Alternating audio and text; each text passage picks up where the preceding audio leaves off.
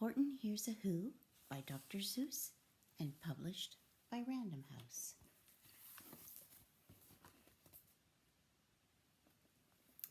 On the 15th of May, in the jungle of Newell, in the heat of the day, in the cool of the pool, he was splashing, enjoying the jungle's great joys, when Horton the elephant heard a small noise. So Horton stopped splashing. He looked toward the sound. That's funny, thought Horton. There's no one around. Then he heard it again, just a very faint yelp, as if some tiny person were calling for help. I'll help you, said Horton. But who are you? Where? He looked and he looked. He could see nothing there but a small speck of dust blowing past through the air.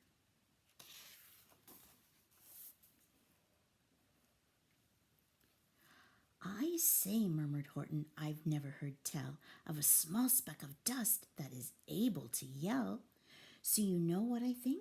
Why, I think that there must be someone on top of that small speck of dust. Some sort of a creature, of very small size, too small to be seen by an elephant's eyes.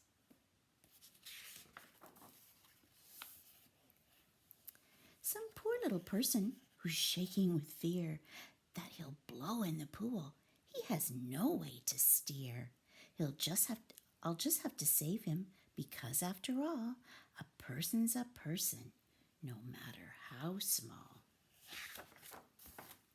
So gently and using the greatest of care, the elephant stretched his great trunk through the air, and he lifted the dust speck and carried it over and placed it down safe on a very soft clover. Humph, humped a voice. 'Twas a sour kangaroo, and the young kangaroo in her pouch said, humph, too. Why, that speck is so small as the head of a pin. A person on that? Why, there never has been. Believe me, said Horton, I tell you sincerely, my ears are quite keen, and I heard him quite clearly. I know there's a person down there, and what's more, quite likely there's two, even three, even four. Quite likely a family, for all that we know, a family with children just starting to grow. So please, Horton said, as a favor to me, try not to disturb them. Just please let them be. I think you're a fool, laughed the sour kangaroo, and the young kangaroo in her pouch said, me too. You're the biggest blamed fool in the jungle of Newell, and the kangaroos plunged in the cool of the pool. What terrible splashing, the elephant frowned. I can't let my very small persons get drowned. I've got to protect them. I'm bigger than they. So he picked up the clover and hustled away.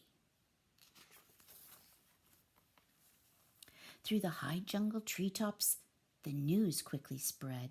He talks to a dust speck. He's out of his head. Just look at him walk with that speck on that flower. And Horton walked, worrying, almost an hour. Should I put this speck down? Horton thought with alarm. If I do, these small persons may come to great harm. I can't put it down, and I won't, after all. A person's a person, no matter how small. Then Horton stopped walking. The speck voice was talking. The voice was so faint he could just barely hear it. Speak up, please, said Horton. He put his ear near it. My friend, came a voice.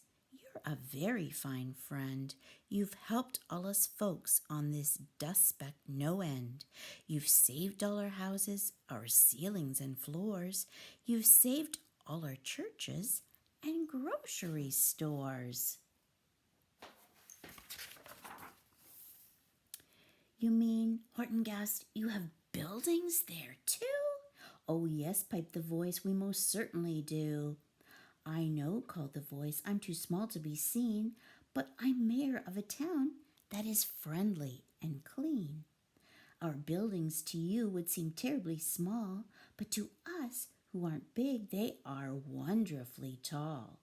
My town is called Whoville, for I am a Who, and we Whos are all thankful and grateful to you.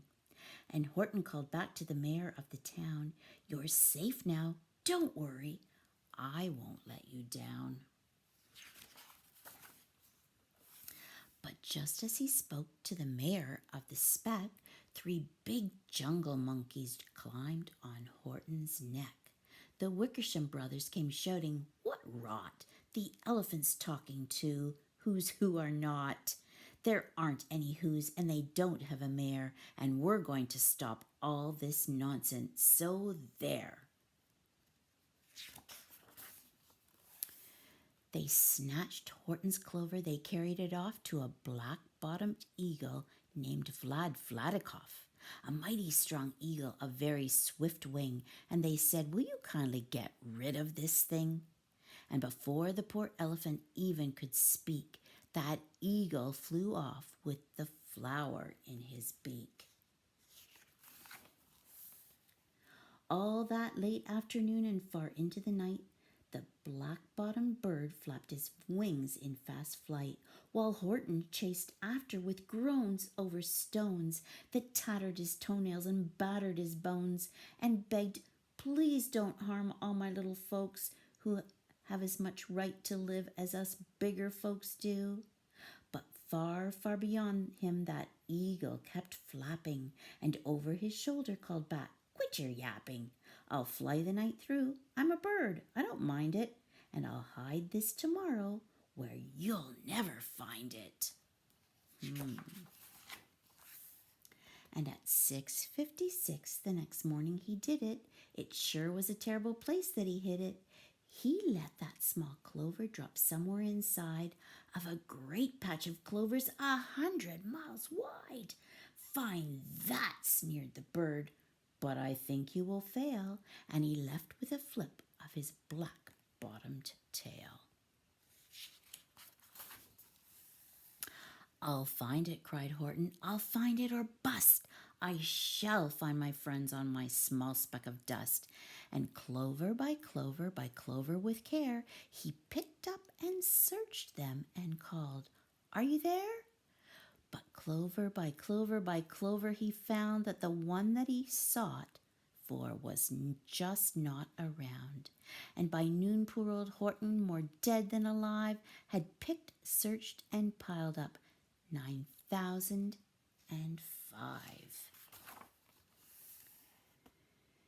Then on through the afternoon, hour after hour, till he found them at last on the 3,000,000th flower.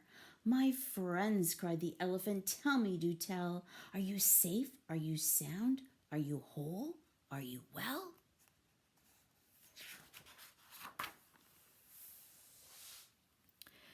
From down on the speck came the voice of the mayor. We've really had trouble, much more than our share. When that black-bottomed birdie let go and we dropped, we landed so hard that our clocks have all stopped. Our teapots are broken, our rocking chairs smashed, and our bicycle tires all blew up when we crashed. So Horton, please," pleaded the voice of the mayor's, "will you stick by us Whos while we're making repairs?" "Of course," Horton answered. "Of course I will stick. I'll stick by you small folks through thin and through thick."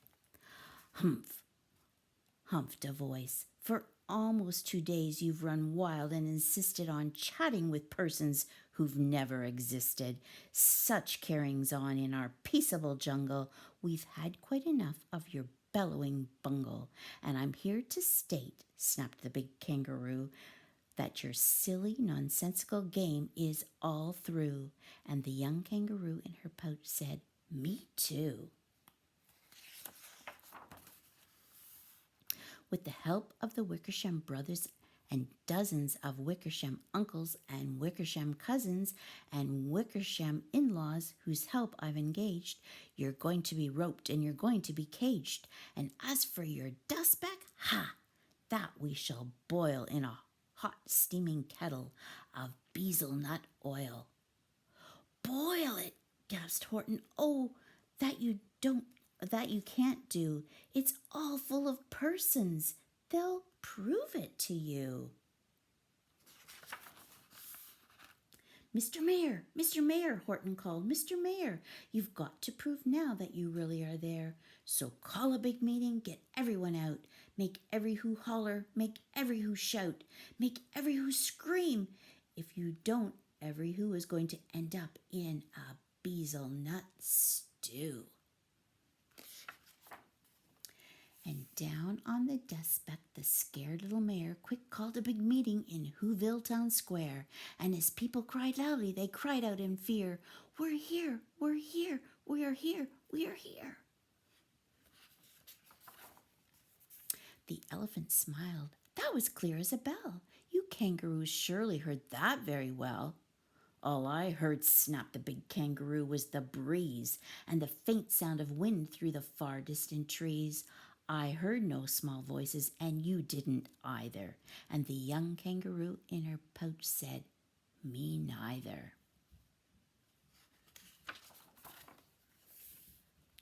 "Grab him," they shouted, "and cage the big dope. Lasso his stomach with 10 miles of rope. Tie the knots tight so he'll never shake loose. Then dunk that dumb speck in the bezel nut juice."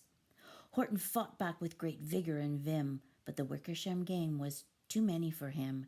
They beat him, they mauled him, they started to haul him into his cage, but he managed to call to the mayor, "Don't give up.